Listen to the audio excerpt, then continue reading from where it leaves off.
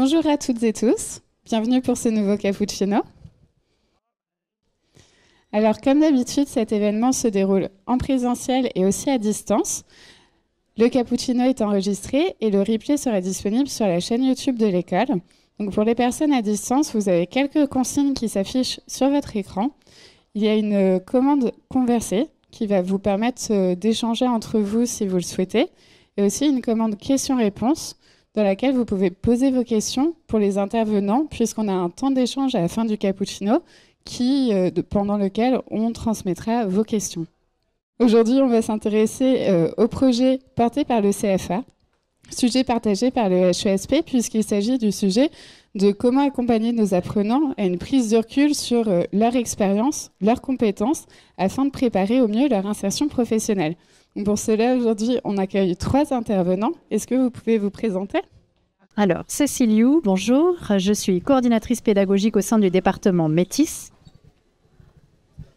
Vincent Lessillour, donc ingénieur pédagogique au CAP. Et Christelle Bouguenec, directrice adjointe du CFA. Donc, pour traiter de ce sujet aujourd'hui, on va commencer par Christelle qui va nous présenter le contexte du CFA et les besoins identifiés pour le CFA qui ont amené à mettre en place ces ateliers. Donc, Vincent et Cécile vont nous présenter les ateliers, ce qui a été mis en place pour répondre à ces besoins, et aussi l'évaluation de ces projets, pour qu'ensuite Christelle puisse conclure sur les perspectives, justement suite aux évaluations de ces ateliers. Est-ce qu'ils continuent, comment ils continuent, et ensuite le fameux temps d'échange où vous pourrez transmettre vos questions aux intervenants. Alors, le contexte, c'est en fait l'ouverture à l'apprentissage d'un certain nombre des formations diplômantes de l'EHESP, qui a commencé avec la création en 2021 du CFA de l'EHESP. Et aujourd'hui, il y a 8 parcours de Master 2 et un Master spécialisé qui sont ouverts aux contrats d'alternance. Donc les contrats d'alternance, ça comprend les contrats d'apprentissage et les contrats de professionnalisation. On va surtout parler des contrats d'apprentissage parce que c'est l'essentiel de nos effectifs. On a actuellement dans la promotion 2024-2025 90 apprentis pour seulement 3 contrats de pro. Et ces 90 apprentis sont dans des promotions qui sont restées mixtes. Donc dans tous les parcours de Master 2, on a à la fois des étudiants sous statut d'apprenti, mais aussi des étudiants qui ont préféré garder le statut de formation initiale et qui sont identifiés dans le petit graphique là par la couleur bleu foncé, formation initiale. Et puis ensuite, on accueille toujours dans ces formations-là un public de formation continue qui est en bleu ciel dans le graphique. Donc, globalement, l'ouverture à l'apprentissage, ça a vraiment eu un grand succès. Et si on mesure le poids des apprentis dans les promotions, on est à plus de 2 tiers, 70% des effectifs hors FC. Si on rajoute la FC, on est à 52%. Voilà, j'ai éliminé des calculs, j'ai neutralisé Amos Rennes qui accueille un public un peu spécifique dans les calculs de ces indicateurs. Alors, compte tenu de l'ouverture à l'apprentissage, le contexte, le déroulement des formations a beaucoup changé pour ce public-là, puisque avec un contrat d'apprentissage, on passe les 2 tiers du temps chez l'employeur. Donc, entre le début de la formation début septembre et la fin de la formation fin septembre, 2 tiers du temps est passé chez l'employeur. Donc, les missions qui sont confiées par l'employeur représentent une part vraiment importante des apprentissages. Donc deviennent une partie intégrante de la formation et ça nous semblait important d'intégrer cette nouveauté. Par ailleurs, en passant par l'apprentissage, du coup, des nouvelles obligations sont apparues, obligations réglementaires et puis aussi des obligations liées à notre certification Calliope. Et le travail sur la coordination et la complémentarité entre les apprentissages qui se font à l'école et les apprentissages qui se font sur le terrain est obligatoire. Voilà, donc déjà ça nous intéressait d'y réfléchir, mais de toute façon on n'a pas eu le choix. Donc il a fallu qu'on mette en place des outils et qu'on trouve des espaces pour réfléchir à cette complémentarité et à ce qu'on pouvait en faire aussi, comment on pouvait la valoriser au mieux, comment on pouvait valoriser au mieux notamment les expériences de terrain. Donc les besoins identifiés, si on les résume, On en a identifié principalement 3. Le premier, formaliser la complémentarité entre les 2 types d'apprentissage dans ces 2 lieux d'acquisition de compétences que sont l'école et l'employeur.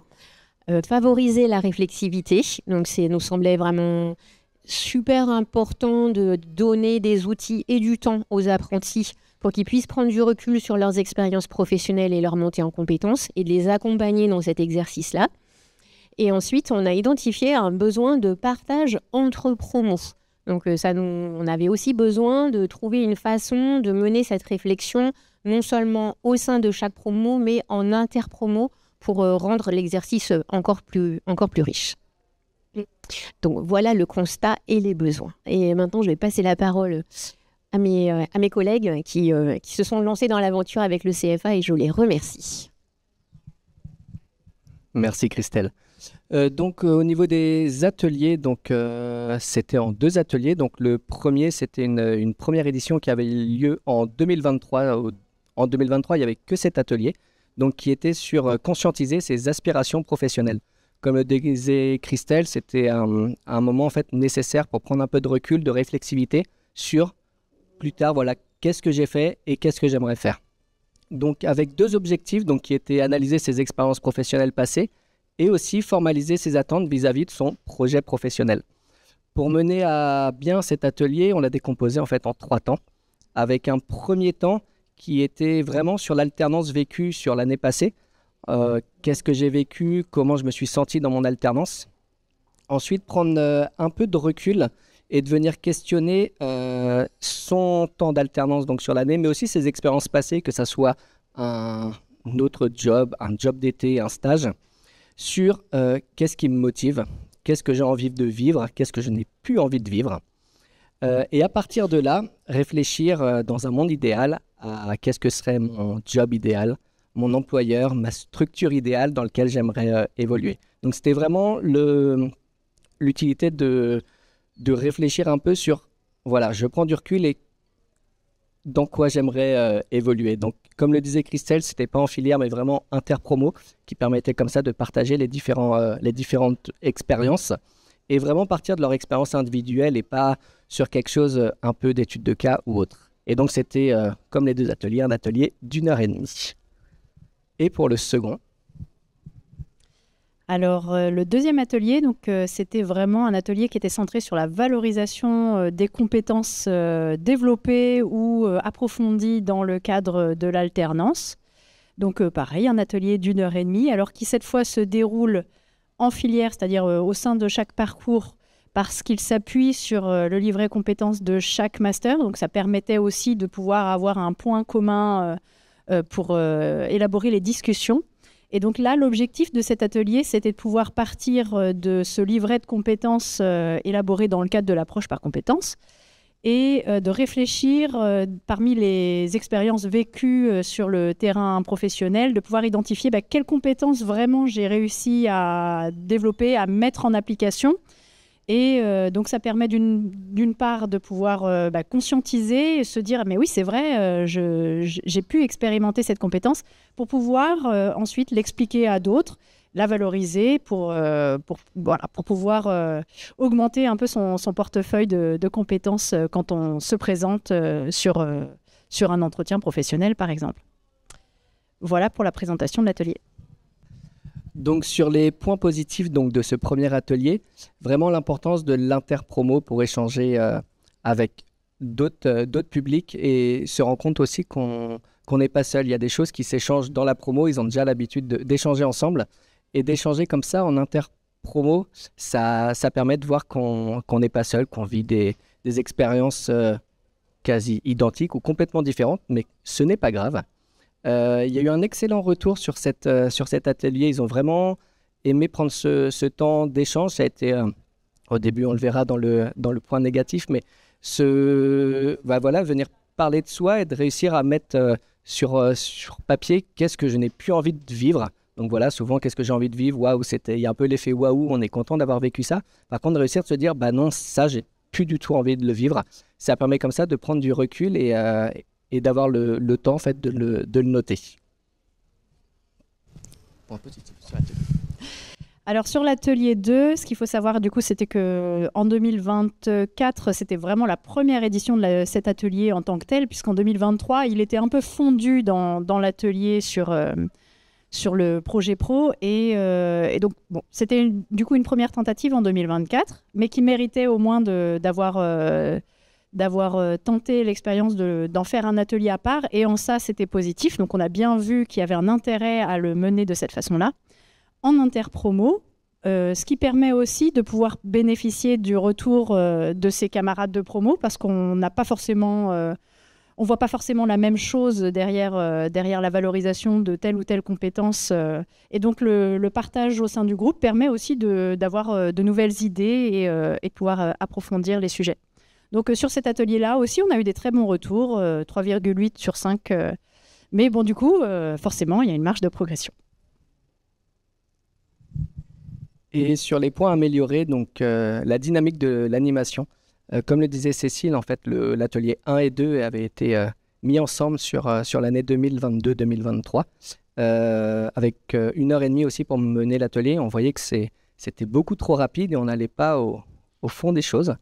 Donc là, on avait retravaillé un peu cet atelier 1 pour laisser un peu plus de souffle, un peu plus d'échange. Mais comme tout atelier, comme toute session, c'est séquencé. Donc on voyait qu'au début de réussir à identifier de qu'est-ce que j'ai apporté à la structure, donc c'était des groupes à peu près d'une dizaine de personnes.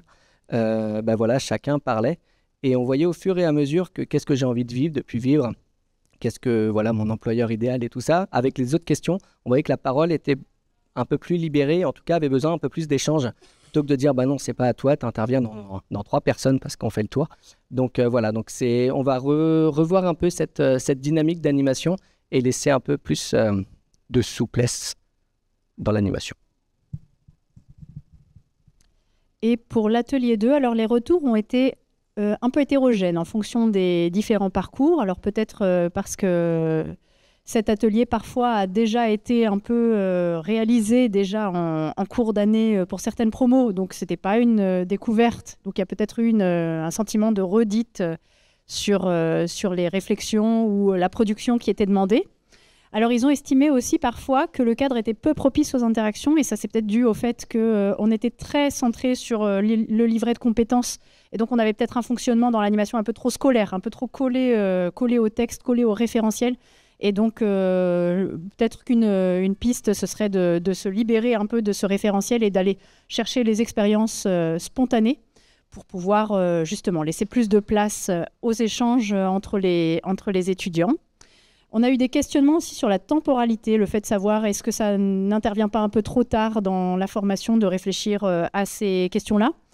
Sauf que le contre-argument pourrait être de dire qu'il faut quand même un peu d'expérience sur son terrain d'alternance pour pouvoir avoir des choses à valoriser et à avoir eu l'occasion de pratiquer.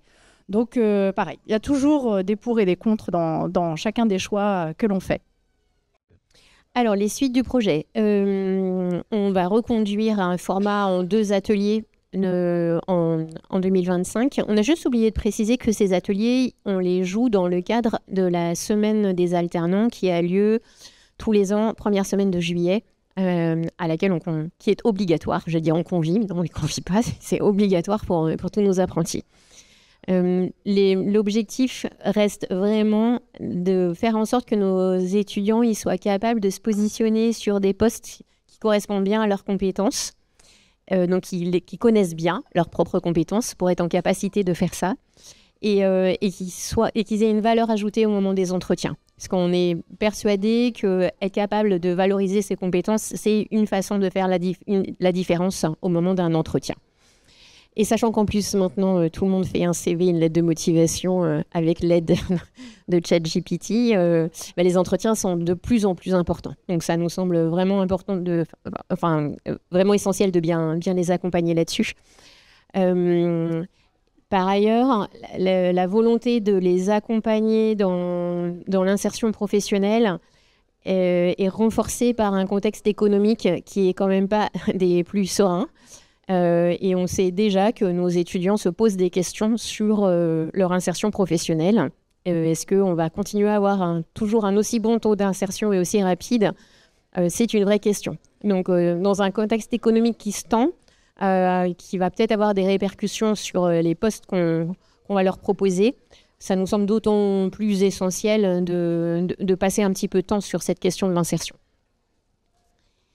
Alors, de façon plus générale, donc au-delà des ateliers, donc toujours sur la thématique de l'insertion professionnelle et de l'accompagnement des étudiants un petit peu après la diplomation, le CFA a répondu à un appel à projet AMI proposé par le CAP, et donc on a été lauréat. Donc on y a répondu en partenariat avec la direction des ressources humaines de l'école.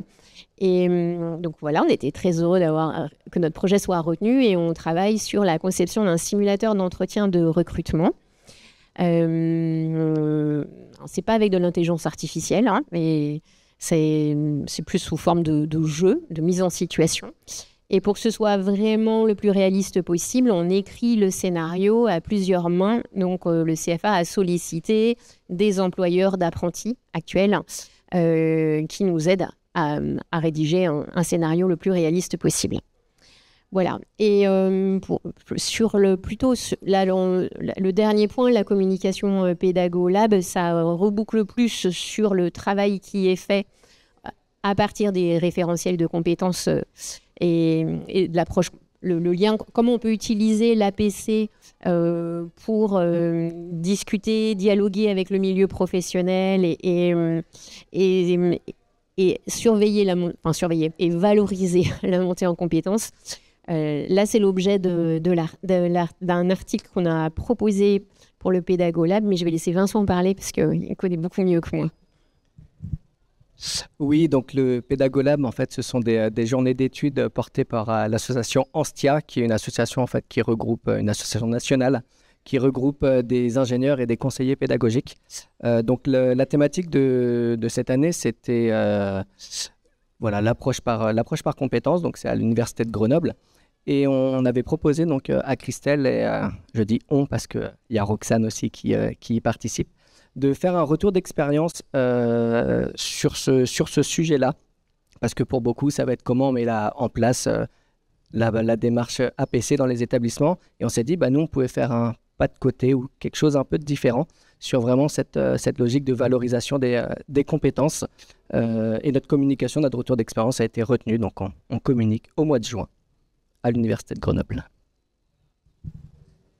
Et ça fera l'objet d'un prochain cappuccino. Et pourquoi pas.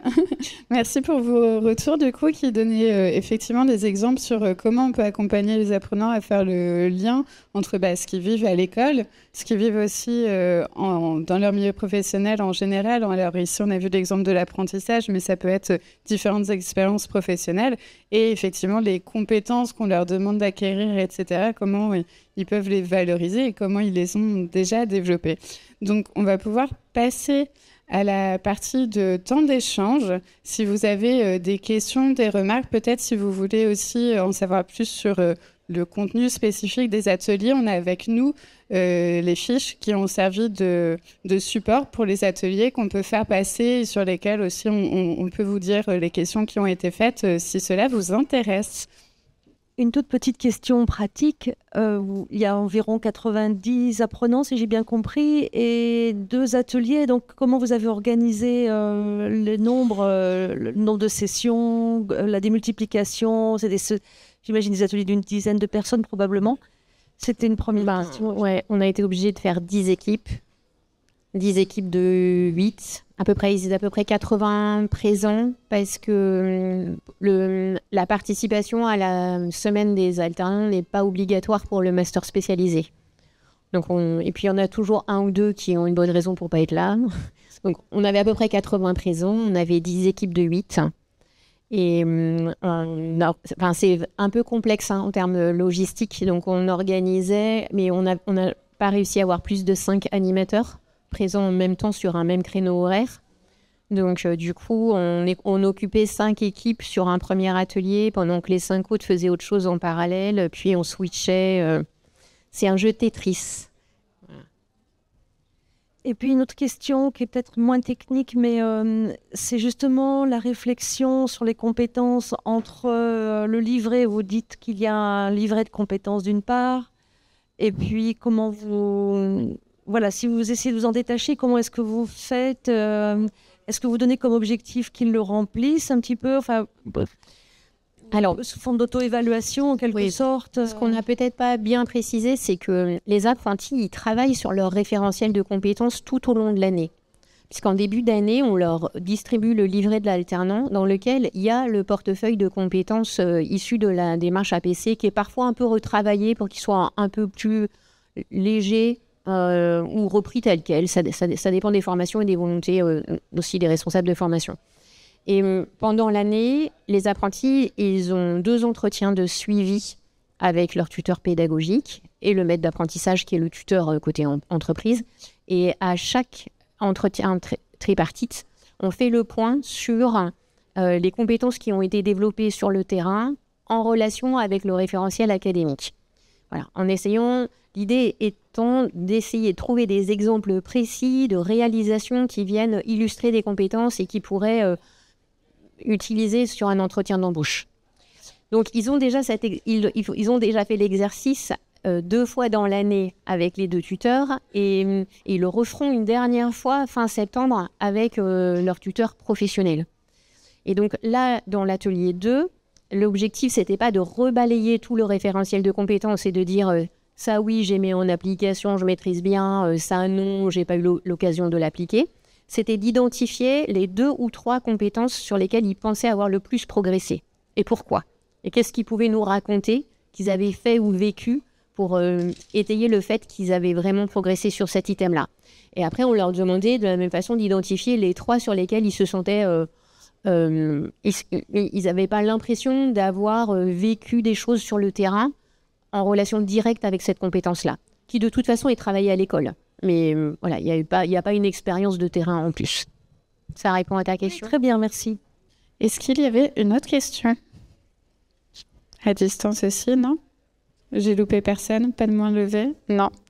Eh bien, merci beaucoup pour ce cappuccino, à vous les intervenants, vous le public et à l'équipe du CAP qui permet de monter ces événements à chaque fois.